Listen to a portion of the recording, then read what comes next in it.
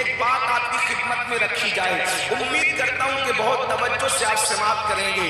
کربلا کی جو جنگ تھی ایک نظریاتی جنگ تھی، یعنی دو نظریے آپس میں دوسرے سے ٹکرائے، اور پھر آج 14ویں صدی کے بعد یعنی تقریباً جو ہے وہ 15ویں صدی کے اندر ہم لوگ کس کے ساتھ کھڑے ہیں؟ یاد رکھیں، یزیدی کسی کو کہنا ہمارے معاشرے میں بہت بڑی گالی سمجھی جاتی ہے، اور وہ گالی ہونا بھی چاہیے۔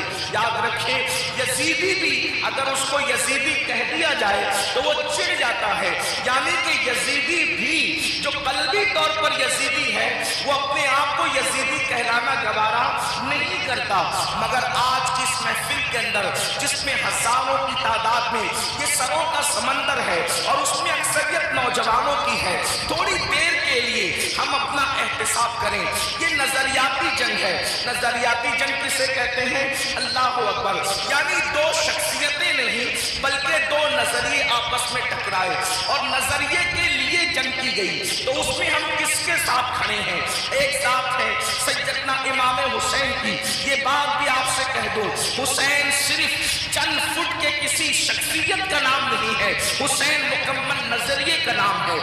حسین جو ہے یہ مکمل فکر کا نام ہے۔ حسین پاک ایک مکمل انجمن کا نام ہے۔ حسین پاک جو ہے وہ مکمل ایک مسلک کا نام ہے۔ حسین پاک اللہ اکبر جوہد مسلسل کی دعوت پیغام کا نام ہے۔ حسین پاک اللہ اکبر غیرتوں کی آبرو کے تحفظ کا نام ہے۔ حسین پاک اسلاف کی محنتوں کے تحفظ کا نام ہے۔ تو ہم لوگ کس کے ساتھ کھڑے ہیں؟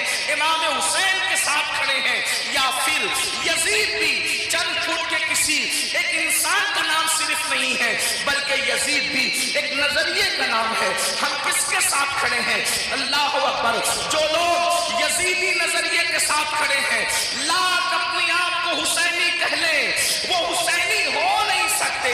اب یہ نظریات کیا ہے؟ تھوڑی دیر میں تاریخ کے حوالے سے آپ کی خدمت میں پہلے یزید کا نظریہ پڑھتا ہوں اور اس کے بعد امام علی مقام کا نظریہ پڑھتا ہوں۔ میں نہیں کہوں گا کسی کو، آپ نہیں کہیں گے کسی کو کہ حسینی کون ہے، یزیدی کون ہے۔ اس محفل میں پہلی محرم کس مقدس شب کے اندر اپنے آپ میں ڈوب کر سوچنا، کس کے ساتھ کھڑے ہو؟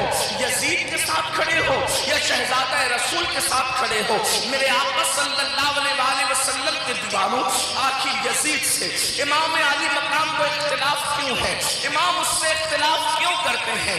اس کی وجہ یہ ہے کہ یزید جو ہے وہ دین یعنی جس میں صرف نماز ہو، اور وہ بھی نماز صرف نام کو نماز ہو، روزے صرف نام کو ہو، حج صرف نام کا ہو، زکات صرف نام کی ہو، صدقات و خیرات صرف نام کے ہو، یعنی چند ٹوپیاں داڑیاں بظاہر یہ ایک دیکھنے کی چیز ہو۔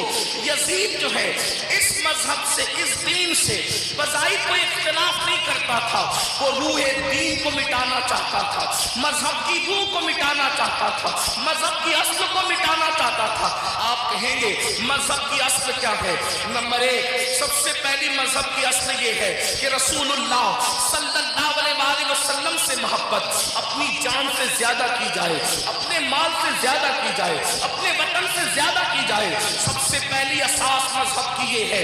اقبال نے کہا تھا، یہ فاقہ کش کہ موت سے ڈرتا نہیں ذرا، روح محمد اس کے بدن سے نکال دو، فکر عرب کو دے کے فرنگی تخیلات اسلام کو حجاز و یمن سے نکال دو۔ وہ رسول اللہ کی عقیدتیں، وہ رسول اللہ کی محبتیں، وہ رسول اللہ کا پیار۔ اللہ اکبر، نبی کا نام تو لیا جائے لیکن احترام وہ نہ ہو جو صدیق اکبر کی عقیدتیں، وہ رسول اللہ کی محبتیں، وہ رسول اللہ کا پیار۔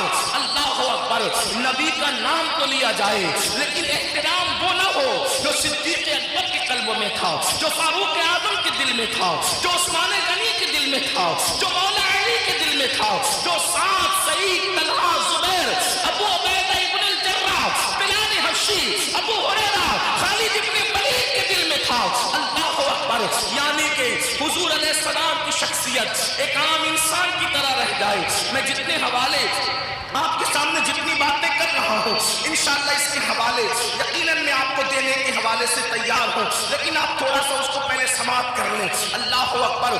उसके बाद यजीद का अंदाज ये था, अल्लाह अल्लाह, मुसलमान और काफिर के दरमियान फर्क करने वाली चीज नमाज है। सहाबा यही कहते रहे कि हम रसूलुल्लाह के ज़ाहिरी दौर में मुसलमान और काफिर के दरमियान जो फर्क करते थे वो नमाज की वजह से करते थे, और वहां यजीद का हाल ये था। अल्लाह अकबर।